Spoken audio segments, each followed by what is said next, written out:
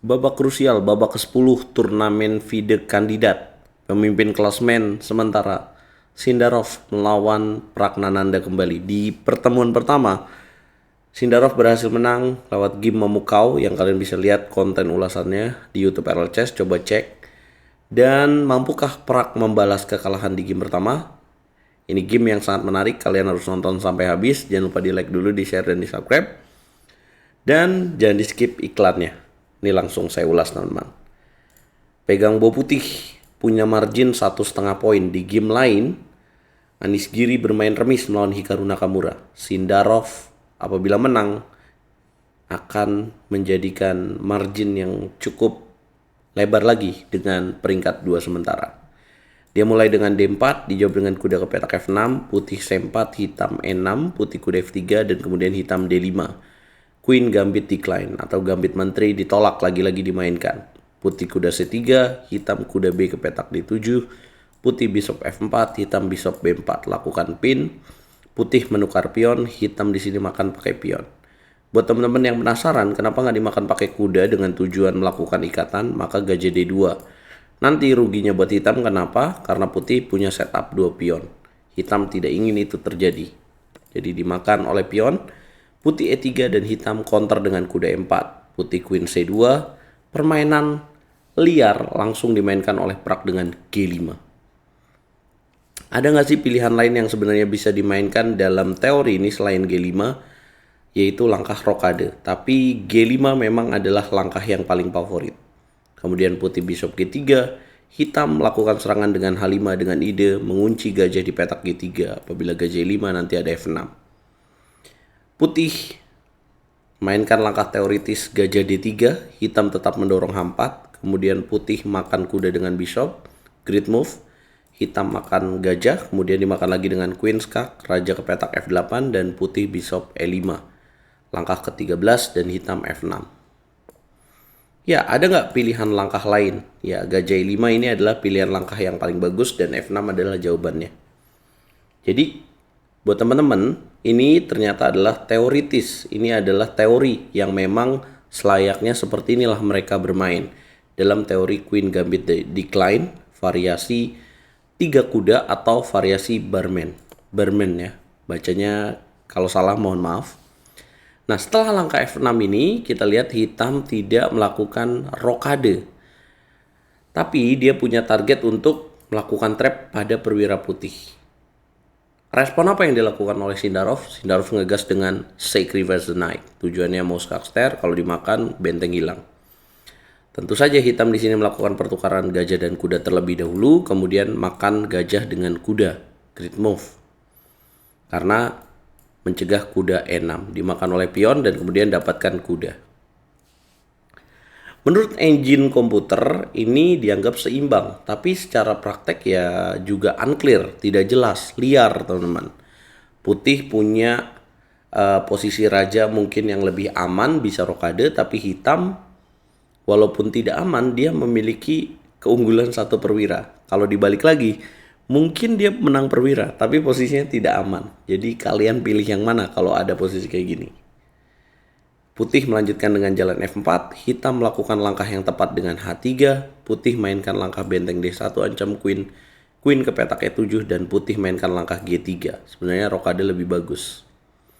Nah, sayang sekali Prak harusnya di sini mainkan langkah gajah D7 sebagai langkah yang tepat, memberikan pion pada petak B7. Apabila dimakan, bisa mainkan langkah benteng E8. Ini lebih bagus. Karena kalau queen ke petak C7, maka bisa mainkan langkah gajah G4, penukaran queen dipaksakan, dimakan lagi. Apabila benteng naik, kemudian bisa main benteng B8. Posisi unggul buat hitam, walaupun putih pionnya sekampung. Tapi Prak tidak menemukan itu. Prak lebih pilih makan pakai pion di petak F4. Sehingga putih di sini memilih langkah yang tepat dengan rokade, grid move, kemudian hitam di sini benteng H6. Putih kalau makan pakai queen, raja tinggal ke petak G7 aman ya. Jadi putih makan pakai benteng di sini. Raja geser ke petak G8. Bukan langkah yang tepat, harusnya raja ke petak G7, raja G8 dimainkan dan putih lakukan baterai benteng DF1, grid move lagi. Ini momen krusial di game ini ketika posisinya Slightly better for white, unggul tipis. Harusnya hitam di sini gajah ke petak E6 memang harus dilakukan ya, menjaga petak F7, ngasih pion di petak B7. Tapi putih mungkin akan benteng F6 dan kemudian hitam bisa queen ke petak H7, dimakan. Kemudian dimakan lagi dengan raja, dimakan, dan kemudian dimakan lagi apabila benteng F6, raja G5 seperti ini. Dimakan dan kemudian benteng D8. Cukup liar ya tapi ya, dan cukup panjang variasinya. Pragnananda harusnya memang mainkan langkah gajah E6. Tiba-tiba dia mainkan langkah gajah D7. Coba lihat waktunya. Cuma 20 detik dia kemudian gajah D7 dan boom, blunder. Hitam melakukan kesalahan yang fatal. Apa yang dilakukan oleh putih pada posisi ini? Yap, langsung menaruh benteng di petak F7. Great move. Queen tukar bentengnya, karena kalau nggak dimakan queen ke petak E6 maka benteng akan paksakan pertukaran lagi. Kalau dimakan lagi. Apabila queen makan pion di petak A2 maka queen G6 tentu akan berujung skakmat ya. Gampang sekali. Apabila queen ke petak G6 ada benteng G6. Apabila queen ke petak E7 ada queen C4. Kalau misalkan raja G7 kemudian queen ke petak H4. Kalau dimakan pionnya gimana? Maka queen H6. Raja mundur, benteng G6. Raja F7 diskak, raja ke petak E8, benteng G8. Kalah juga. Kalau misalkan queen ke petak H4, hitamnya kemana? Benteng ke petak H8, queen G5. Raja H7, benteng H6.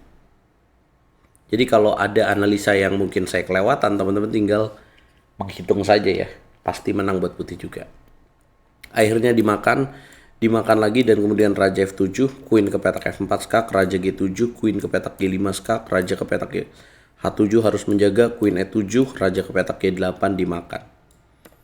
Kemudian benteng F8 lakukan skak dulu karena ini pionnya bahaya, raja H8 dan kemudian A4 menunggu momen yang tepat sambil hitam juga nggak bisa gerak. Akhirnya hitam A5 diancam dengan queen. Kemudian benteng mundur ke petak H7. Kalau pindah nanti di skak pionnya jatuh. E6 dimainkan, benteng E8, queen makan pion. Kalau dimakan skak dapat pion, hitam lebih pilih B6, queen balik ke petak E5 skak, raja ke petak G8, dan kemudian queen ke petak G5 skak, benteng ke petak G7, queen F5 menjaga sambil ngancam. Kalau benteng balik ke sini ada queen G6, akhirnya benteng ke petak E7, skak dulu sekali, raja ke petak F8 dimakan, benteng makan, dan kemudian putih langkah ke 39 raja F2. Kalau dimakan kalah ya, diskak dan kemudian tinggal dimakan. Putih punya aset 2 pion ini, nggak bisa dimakan. Kemudian hitam mainkan benteng ke petak E7 skak, kemudian G4, benteng E4, menteri H5 skak, kemudian menteri G5, dan ya fokusnya putih adalah mendorong pion promosi. Nah di sini didorong ya, kalau dimakan diskak lagi, endgame-nya kalah lagi. Hitam B5, putih H5, C5, kemudian H6, benteng G5, menteri ke petak D8, benteng ke petak G8, dan menteri D5. Langkah 53, Sindarov berhasil menang melawan Pragnananda. Sudah selesai pertemuan mereka di FIDE kandidat ini 2-0 untuk Sindarov Jahongir. Pragnananda betul-betul kecewa di game ini. Satu kesalahannya membuat gamenya brutal dan kalah. Berkat kemenangan ini berapa akurasinya? 97,9%, walaupun Prak udah sangat keren. 94%, coba lu bayangin. 94% lu main, kalah sama lawan lu yang bermain 97%. Gila banget.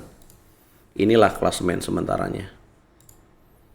Yap, sekarang marginnya jadi 2 poin lagi. Sindarov dan Anies Giri 6 poin, Caruana 5 poin, Hikaru Nakamura, Wei, dan Matias 4,5 poin, Pragnananda 4 poin, Esipenko 3,5. Di babak ke-11, Anies Giri akan melawan Esipenko, Hikaru akan melawan Wei, Caruana akan melawan Sindarov, Prak akan melawan Blue Ball. Rekor kemenangan turnamen kandidat itu 9,5. Masih ada 4 babak. Mampukah Sindarov mematahkan rekor di turnamen ini? Dengan 10 poin, kita tunggu. Nah, hari ini akan break ya, tanggal 10 April. Game berikutnya akan dimainkan tanggal 11 April. Ya. Kira-kira apa prediksi Anda? Jangan lupa, jangan di skip iklannya. Jangan lupa kasih hype untuk video ini. Dan support terus RL Clash biar semangat bikin kontennya.